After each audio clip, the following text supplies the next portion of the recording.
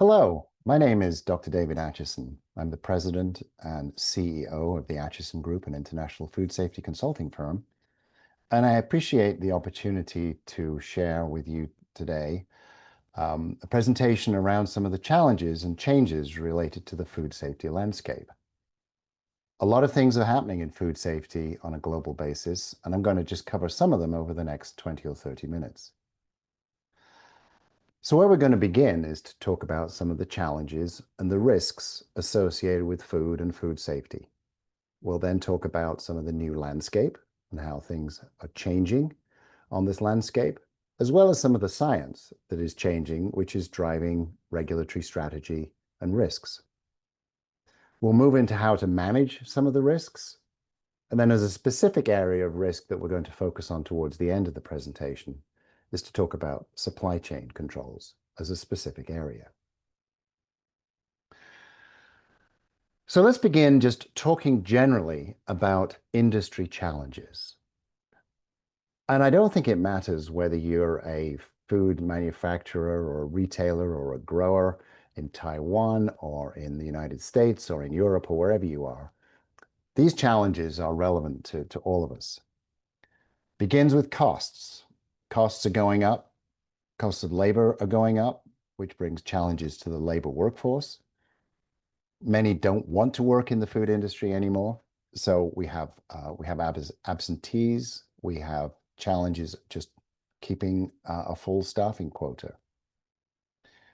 We have challenges around regulatory changes, both domestic and international. Whether you are an entity that makes food just for the domestic market, keeping track of all of those regulatory changes and challenges is absolutely critical. If you're a company that is exporting food, then understanding and knowing the dynamics and the changes in foreign countries where you are exporting to is absolutely critical. Consumers play a huge role in the challenges that we face, because at the end of the day, it's consumers that essentially buy and consume the food. So if we're not aware of what consumers want, what their concerns are, then the food that we're going to make may not work with what consumers are looking for. So understanding consumer perspectives, consumer demands is an increasing and very important challenge. Supply chain risk. We'll focus on that a little bit more later in the presentation, but that continues to be a challenge. We're all relying on a global food supply, which is linked to economics and geopolitical factors and weather and climate and all sorts of things. A new challenge, well, not so new, but certainly a very important one that's becoming more important is something called economically motivated adulteration. Here we're talking about something where there is economic motivation to adulterate food. It might be that you're adding a coloring agent. It might be that you're adding something like lead to food to increase the weight, which you're doing it for economic reasons. It's fraud, essentially, but you're doing it for economic reasons. But the result is a public health risk. And the final challenge I've got on this list is reputation. Reputation is so key. Companies that face the public have a huge reputation with consumers directly. Other companies that essentially sell ingredients to other manufacturers or products to retail, etc., their reputation is with their customers. So in today's environment, understanding and protecting your reputation is absolutely critical. I want to now focus in terms of our challenges on consumers specifically. As I said, consumers drive everything that we do. If a consumer won't buy the food, they don't eat the food, then we don't have a business. Consumers, wherever they are in the world, expect all types of food going to be available all of the time. Consumers have got little tolerance for unsafe food, in fact, zero tolerance for unsafe food. They put that responsibility directly on the industry. They don't necessarily take that responsibility themselves, even though we know that certain kinds of raw meat and poultry and that type of thing might have microbes on it. The food needs to be handled carefully and it needs to be cooked. And yet if somebody gets sick from consuming that type of food, they typically try to blame whoever sold it to them or whoever manufactured it, rather than taking the responsibility themselves. Many consumers in different parts of the world have a desire for more local products, unprocessed foods. So that's something to keep in mind of in terms of consumer directions. And when consumers are unhappy, they can damage a brand very quickly through social media. The power of social media today to destroy a brand is very self-evident. It's a huge part of the challenges that we need to be thinking about. How do you manage that? How do you stay in front of that? And finally, litigation. Food companies get sued when things go wrong, when there's problems, and often that is also driven by consumers. Consumers also are not necessarily logical about science. We try to drive our behaviors, our risk analysis, what we do every day in a food plant by science. We want to do that. We're scientists. That's kind of the way we are. And yet it's important to recognize that you may say, well, the science says one thing, but consumers look at it in another way and they don't believe the science. They don't accept the science. And they say, well, we're going to go in a different direction. That is frustrating, but it's very important to understand that that happens. Consumers are driving us towards clean labels. And what I mean by that is removing preservatives, removing agents that one might want to use to help the quality of the food. Many things on a label are confusing to consumers. So consumers are pushing for simpler labels with less ingredients. And what that sometimes results in is removing important ingredients that help keep the food safe and preserved, which gets into the third point there around understanding risk and consumers wanting no preservatives in their food. And obviously that can create concerns around food safety. We've got consumer groups that are agitators. They create challenges through social media. They question food safety. They can challenge brands. Understanding and following that is an important part, again, of managing the risk in today's environment. And they can do what I've called demonize processed food. Basically say anything that's processed is not healthy, shouldn't eat it. And there is quite a move in that direction in certain parts of the world. And some consumer organizations will drive fear. They will take food from retail, test it for certain things like heavy metals, like lead, and they find very, very low levels. But then they speak of it and they talk on social media about, we tested this brand and we found lead in it. And without talking about the level, without really acknowledging that the levels they found are extremely low and really don't pose a risk. That's not the point. The point is it creates fear. And understanding all of these challenges with regard to consumers is really important. So we have a lot of challenges and a lot of risks. We're also dealing with a new landscape. So moving on to my second topic here, moving a bit more into some science perhaps, is in our new landscape of risk. We always used to be focused on microbes. We were worried about salmonella, about listeria, about E. coli. But today that landscape is more about drug residues, pesticide residues, heavy metals, particularly lead, cadmium, arsenic, and mercury. There is continued concern around microbiological risks, and it's those same bacteria I just mentioned, principally salmonella and listeria. So that landscape is not gone away, and there is increased concern about some of those things, as well as the chemicals. There's increased focus on ready-to-eat foods and the risks associated with those because consumers don't necessarily, in fact, typically don't, further cook them. They eat them as they buy them.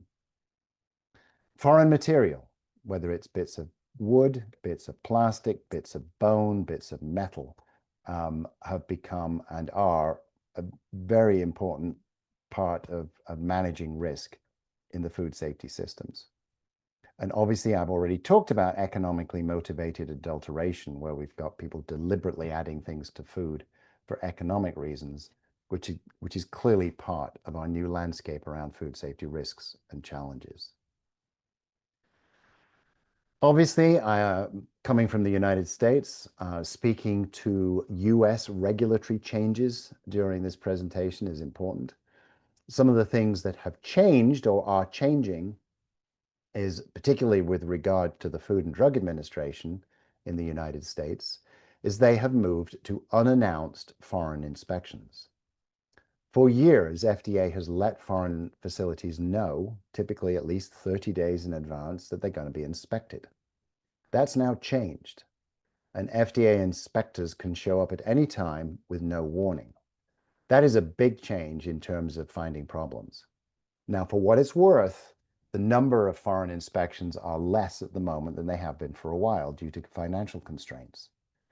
But when they do show up, it's likely today to be unannounced. We've got more inspections and testing for high-risk foods at the ports of entry into the United States. So here a food is stopped, it's tested, looking for filth, looking for bacteria, looking for drug residues, many of the things that were on my previous slide. When FDA finds some of these things in food, then they can refuse entry of the food into the country, which is typically what they will do. And if it's a significant or a serious problem or a life-threatening problem, or it's a recurring problem, then the importing company, the foreign manufacturer, might find themselves on an import alert, which basically means that all subsequent imports will be stopped and held for a particular kind of food and won't move potentially for weeks until that food's been tested by a third party. That is very, very disruptive to business, and it's very costly.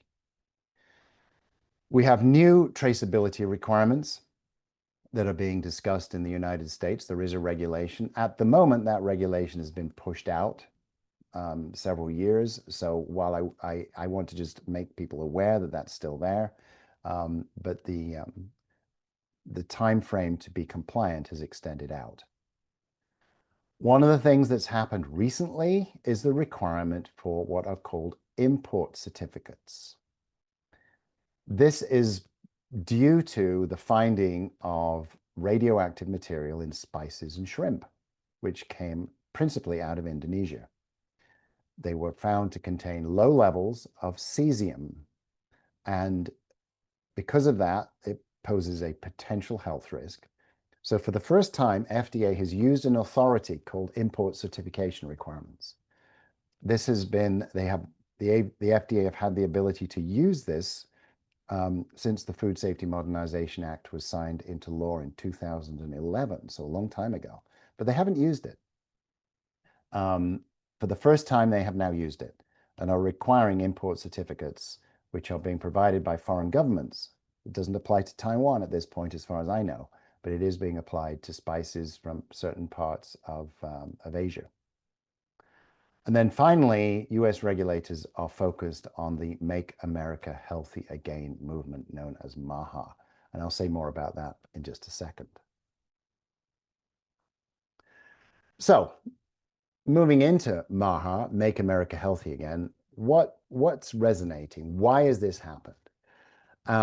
And essentially, the focus has been on heavy metals. It's been on pesticides and drug residues. It's been on ultra-processed food. It's been on sugar and salt intake. And it's been on focused on something known as generally recognized as safe. These are the areas where MAHA has focused. And as we look at where did this come from and why is it happening and how serious is it? First of all, it's serious. It is a real movement. It is being driven by Secretary Kennedy, who is head of Health and Human Services, a big department in the government. And the Food and Drug Administration lies under the department that Kennedy runs. This was driven by a recognition of a declining life expectancy and declining health in the United States. This distinctly got political traction during the last election when President Trump was elected. Linked to that are rising consumer concerns around risks. And currently at the moment, the consumer confidence in the safety of the food in the United States is pretty low. There's an increase in individuals being overweight, so obesity has become a problem. Chronic disease like diabetes has become a problem. And it's raised questions about whether the food we're consuming is good for our health. Many in America look at the European Union and see that certain chemicals and are banned in Europe, chemicals, food additives, that type of thing. And the question is, why isn't it banned in the United States if it's banned in Europe? All of these things have caused a lot of traction around the Make America Healthy Again movement and the drives down that pathway. At the moment, it's focused heavily on ultra-processed foods and trying to define exactly what that is, as well as the generally recognized as safe movement. So let's talk for a minute about GRAS, because it is important. And it certainly could impact food companies anywhere in the world, including obviously Taiwan. So GRAS, as it's known, stands for generally recognized as safe. All foods, food ingredients that are sold in the United States have to be either GRAS or have gone through something called a food additive petition. They have to be one or the other. And GRAS was created quite a few years ago.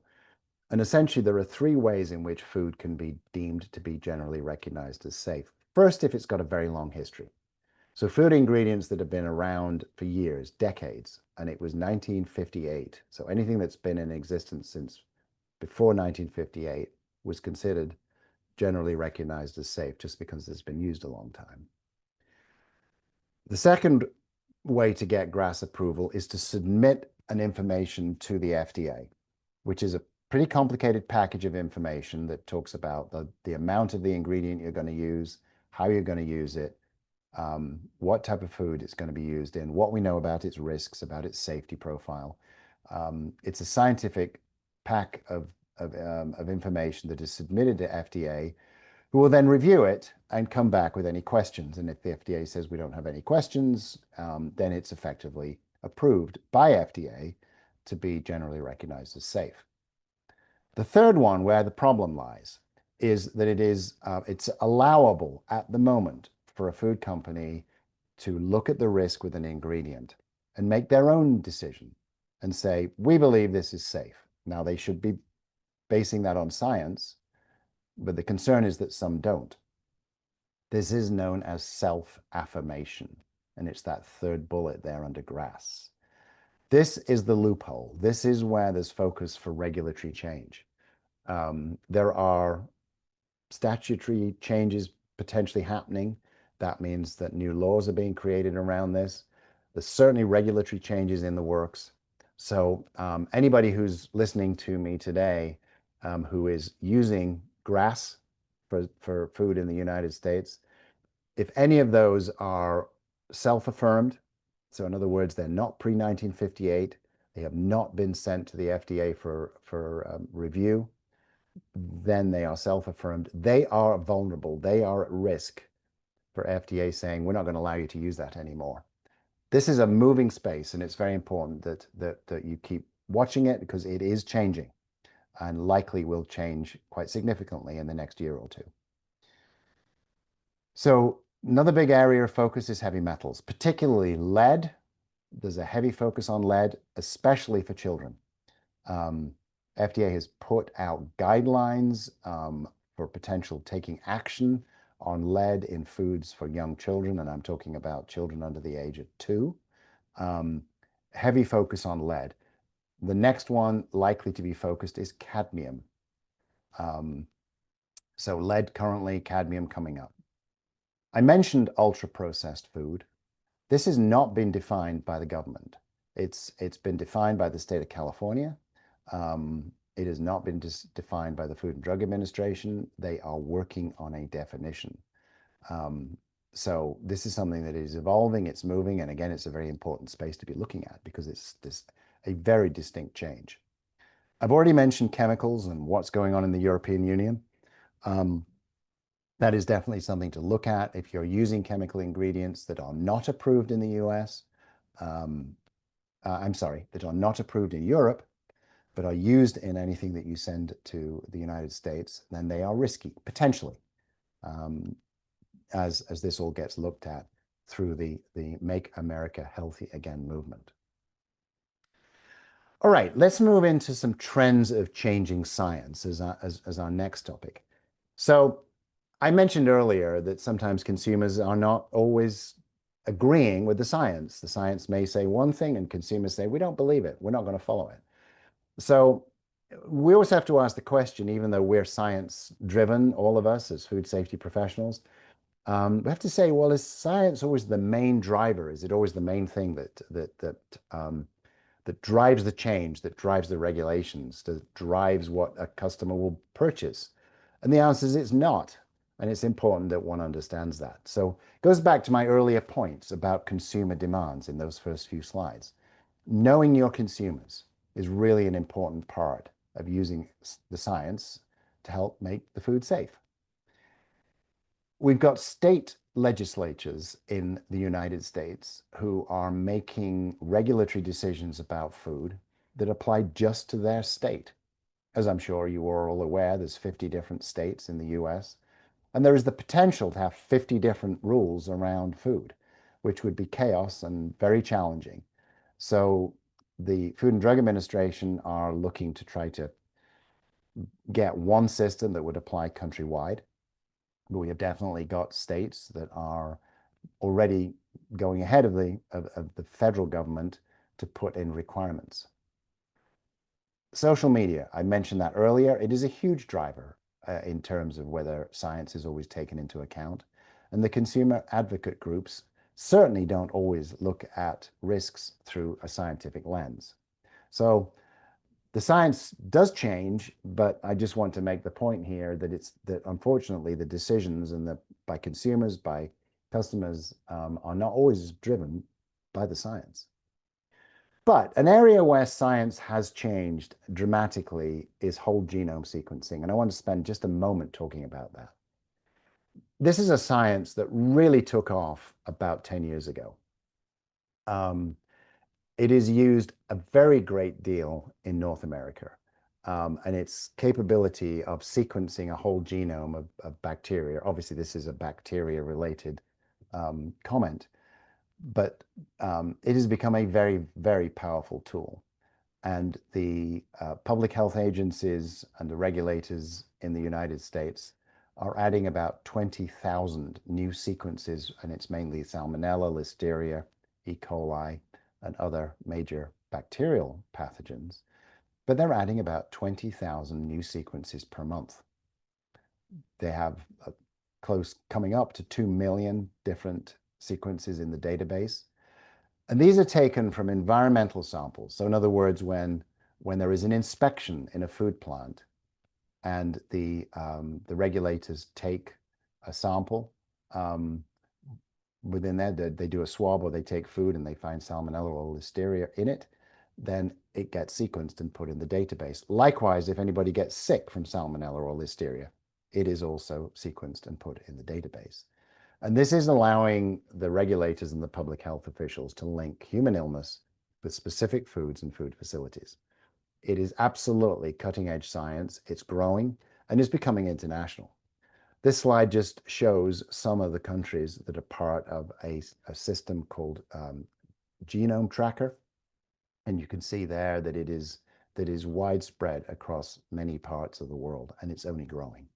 It's very important to just keep this in mind as you're looking at either exporting to some of these countries or working with some of these countries. So moving on to another thought here, and I've mentioned already about heavy metals. The science around heavy metals does keep changing. There is a heavy focus on infants and children. FDA is setting action levels, as I have already mentioned, but these action levels are being used to drive regulatory actions. We have seen recalls recently for foods that are targeted at children that have got levels of lead in them that are really low. And I'm talking 23 parts per billion, very low. FDA has set an action level of 20 parts per billion for certain types of infant food. And companies were found to have food at 23 with an action level of 20 and are causing the companies to recall the products.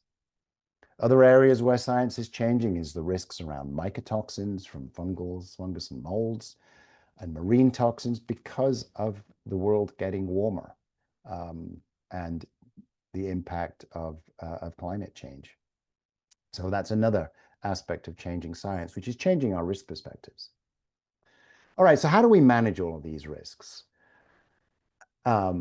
We could spend all day talking about risk management, but in essence, the first thing to do is wherever you are in the food system, whether you're a retailer, a manufacturer, whether you serve domestic market or international market, first thing to do is identify your risks.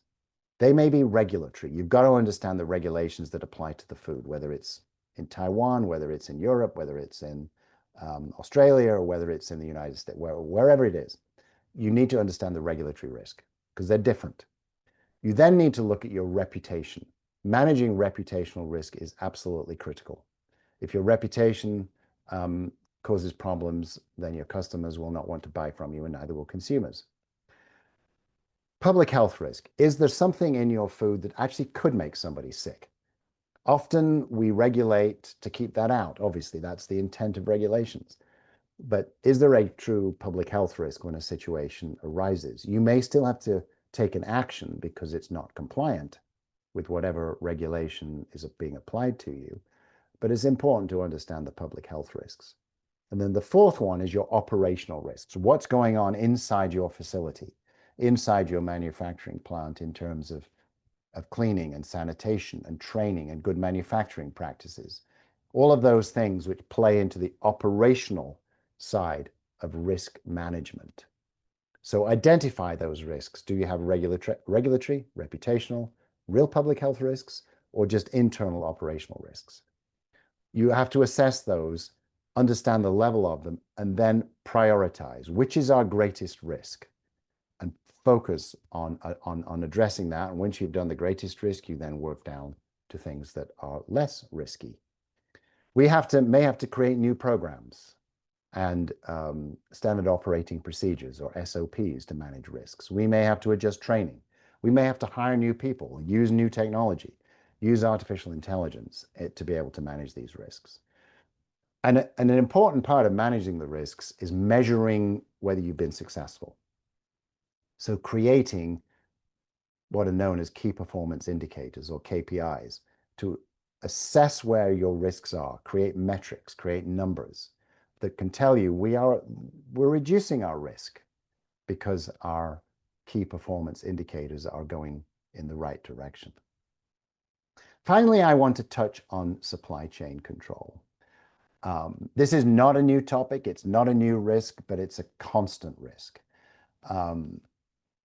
Many of the things that are happening globally, we rely on ingredients coming from other parts of the world, food coming from other parts of the world, packaging coming from other parts of the world.